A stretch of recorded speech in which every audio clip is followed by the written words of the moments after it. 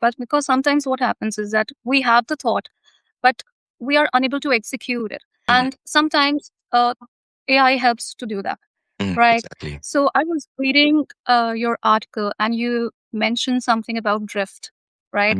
And the idea that a system can look completely fine on paper while it's actually losing its ability to recover um, from problems. So Exactly. can you just uh, unpack the things? Like, how can you explain it to people? So, I mean, if you look at something like a bridge, right?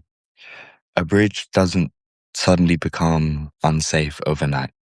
You know, it will have years of wear and tear that you don't see underneath before something eventually catastrophically will give out. The same thing happens with a company.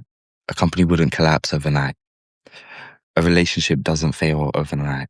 You know, that visible failure is usually the final stage of a much longer process. So drift is kind of the way I see that gradual loss of the ability to maintain, to persist, Yeah. before that obvious failure actually appears. Because I think when we look at monitoring as even as people, but also engineers can be think can be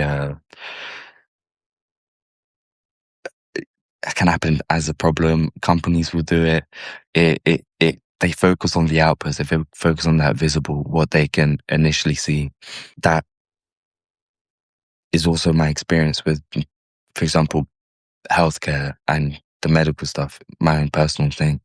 So kind of realizing that connection is almost my idea is more to monitor the system. And when it comes to AI systems, you can have a model, for example, ChatGPT or Gemini, whatever you're talking to, that's still producing those good answers, while the confidence, the evidence, or the governance behind it is quietly degrading.